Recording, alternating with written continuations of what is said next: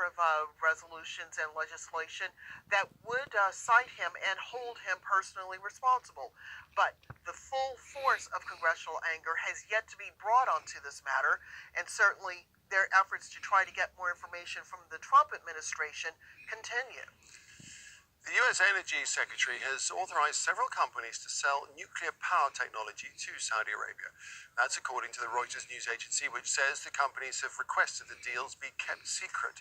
The kingdom is planning to build 2 nuclear plants, and Russia, South Korea, and the U.S. are all competing to strike a deal. But there are concerns it could fuel a nuclear arms race in the Middle East. Will Satran is a nuclear security specialist, and he says that Saudi Arabia cannot be trusted with any type of nuclear technology. There's a pretty big difference between the Iran nuclear deal and the Trump administration's attempts to sell nuclear technology to the Saudi Arabians.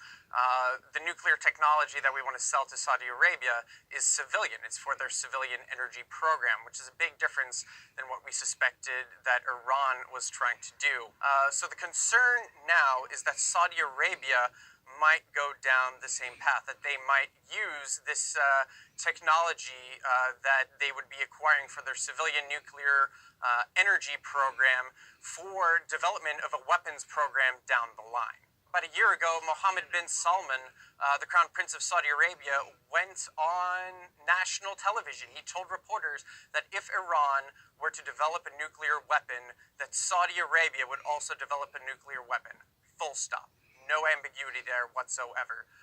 The problem is, now that the United States has decided that it wants to withdraw from the JCPOA, the nuclear deal that we had with Iran, preventing them from developing a nuclear weapon, that has become a more likely scenario. Going back to that discussion that was happening in the United States Congress a month ago, Brad Sherman made the point, Congressman Brad Sherman made the point that if we can't trust Mohammed bin Salman with a bone saw, how can we trust him with nuclear technology? Now, that's a completely fair point, and it's a valid concern. Even if we can get to this type of 1, 2, 3 agreement that guarantees that Saudi Arabia won't develop a nuclear weapon, can we really rely on them to keep their word?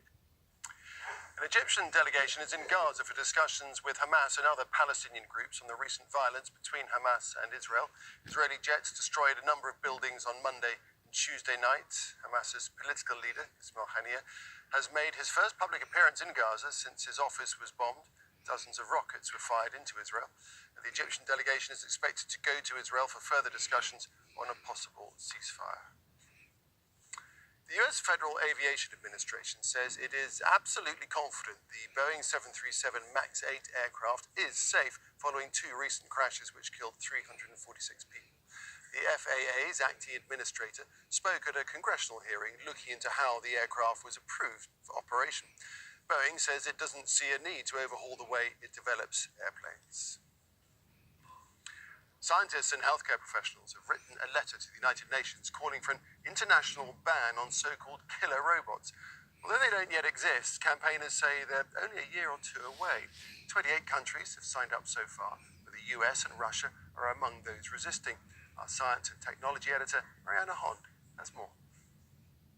Mention killer robots and many of us think of this, a machine able to think, feel and kill. We have no way of knowing whether the kind of artificial general intelligence needed to create a sentient robot like this will ever be possible. But here's what we already have. Semi-autonomous machines, drones, tanks, aircraft, robots big and small, machines that can be weaponized, even programmed to find targets.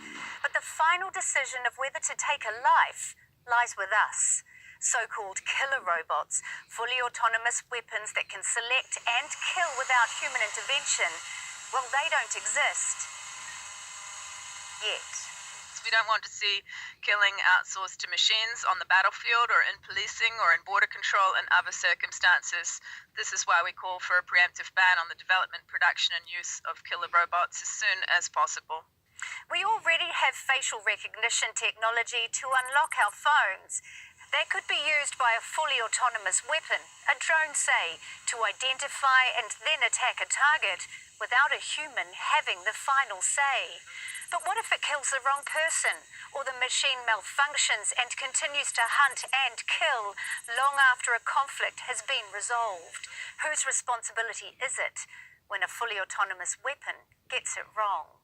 So everybody's got their experience with computers not working, with phones and iPads failing, and that's an inconvenience at best.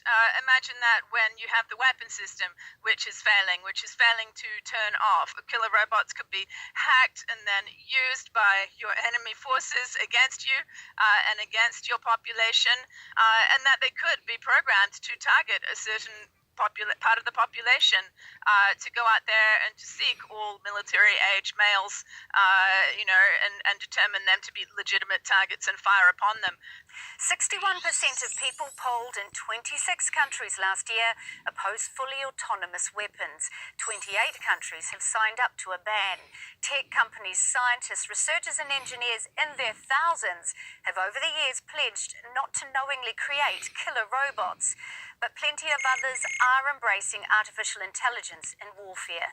And states like Israel, Russia, South Korea and the United States are among those resisting the ban. Countries may agree we're all better